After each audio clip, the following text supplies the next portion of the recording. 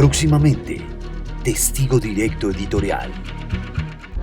Sería el año 2023, en el que Luis Alfredo Garavito recuperaría su libertad. Luis Alfredo Garavito en este 2023 cumple 24 años de pena y podría salir libre de la cárcel de la Tramacúa en Valledupar.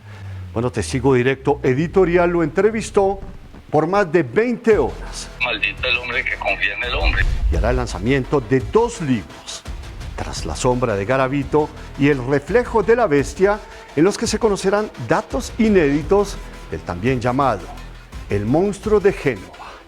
Nuestra periodista Michelle Rodríguez nos cuenta por qué podría salir de prisión.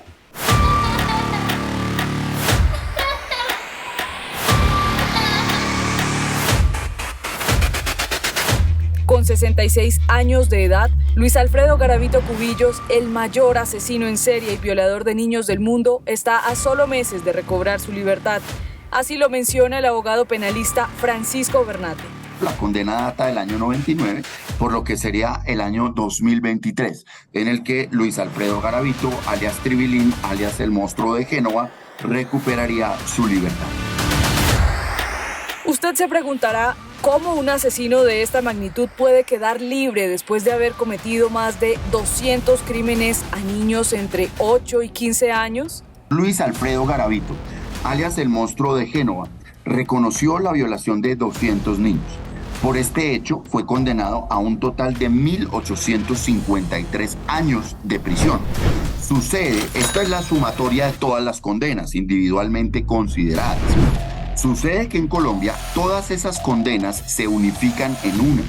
Es por eso que él solamente va a purgar 40 años de prisión. Sin embargo, la suma desde 1999 a 2023 no da los 40 años a los que fue condenado. Pero las leyes colombianas apuntan a su pronta libertad. La ley es clara, la puerta tiene que abrirse y él tiene que salir.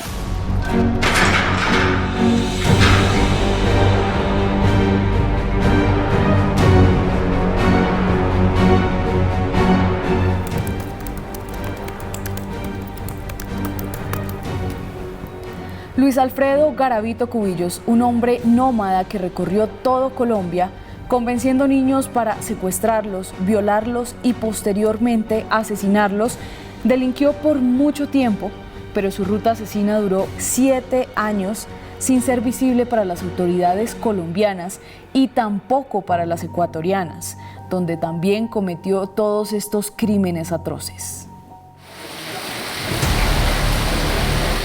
Sin embargo, el 22 de abril de 1999 fue capturado en la ciudad de Villavicencio después de haber tratado de abusar una de sus víctimas y fue recluido en la cárcel de esa ciudad. En este país se desaparecieron de un momento a otro más de 160 niños y ni nos dimos por enterar. Nos enteramos porque Lampón Garavito contó, no porque nos hicieron falta los niños. Es que esos 160 niños no iban al colegio. Para Joana Jiménez, defensora de los derechos de los niños y promotora de la prisión perpetua para violadores y asesinos de menores, la condena del caso Garavito es vergonzosa. Garavito fue condenado a la máxima condena de la época, la de hoy es 60 años. En la época de Garavito, que los delitos fueron cometidos antes de 1999, la máxima condena era de 40 años de prisión. Entonces él fue condenado a 40 años de prisión. Como también fue antes de entrado en vigencia el Código de la Infancia y la Adolescencia, entonces él tenía derechos de rebaja de condena. Desde entonces ha sido un largo proceso en el que ha pasado por varios centros penitenciarios. Comenzó en la cárcel de Villavicencio, luego la cárcel Peñas Blancas en Calarcá y la cárcel de máxima y mediana seguridad La Tramacúa en Valledupar, donde está actualmente. Al señor Luis Alfredo Garavito y a cualquier ciudadano colombiano le asiste un derecho, que es el de favorabilidad. Cuando se cambian las leyes, a él se le aplica, a él o a cualquiera, la que más le favorezca.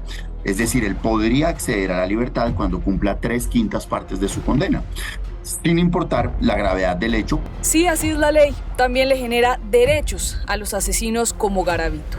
Si hacemos el ejercicio, 40 años multiplicado 3 dividido 5 da un total de 24 años, es decir, el 60% de su condena. Palabras más, palabras menos.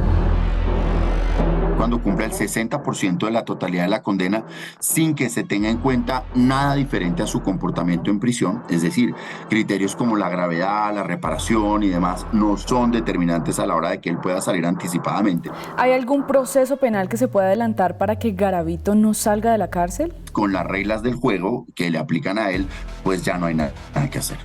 Él tendría derecho a la libertad al cumplir 24 años de prisión. Pero en otros países sus crímenes habrían tenido una pena mayor. En Bélgica, Austria, Reino Unido, Alemania y Estados Unidos existe la cadena perpetua y en China la pena de muerte. Yo no creo que él quiera salir, entre otras, porque ¿a dónde? ¿A dónde va a ir? ¿Sí? ¿Dónde va a vivir? ¿Quién le va a dar en arriendo a algún lugar para que pueda descansar? Si es que en lo que le queda de vida va a poder descansar en algo. Pero ahora bien, ¿de qué va a vivir? En el caso contrario, que Luis Alfredo Garavito no quiera salir de prisión, ¿le traería alguna consecuencia penal?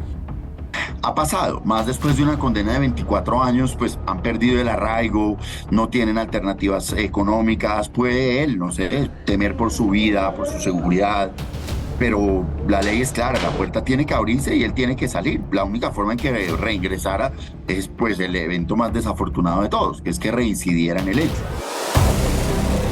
Una posibilidad que no está lejos de la realidad del comportamiento de Garavito, según Jessica Riaño, psicóloga forense. ¿Garavito va a salir a reincidir? Por supuesto, Garavito repetiría nuevamente estos delitos pero de manera más perfeccionada. Él no va a sentir arrepentimiento por los hechos que cometió. Seguramente hará otro tipo de elección de víctima, una que le facilite aún más manipularla, cogerla, voltearla, girarla, herirla. No va a seleccionar un niño, digamos, de unos 13, 14 años cuando el niño ya tiene posibilidad física de defenderse, respecto de pronto a un niño de 4 o 5 años. Ahora la gran pregunta es ¿en qué condiciones va a salir Luis Alfredo Garavito? Sale bajo la figura de la libertad condicional. Recordemos, haber cumplido las 3/5 partes de la condena y haber observado buen comportamiento en prisión. Esa es la regla que a él le aplica. El tiempo que falte de la condena, es decir, los 16 años que todavía le faltan, se tiene como periodo de prueba en el que debe observar buena conducta, informar todo cambio de residencia, debe abstenerse, obviamente, de incurrir en otro tipo de delitos, presentarse ante la autoridad judicial, no salir del país sin permiso. Pasaría a ser un ciudadano del común, por así decirlo.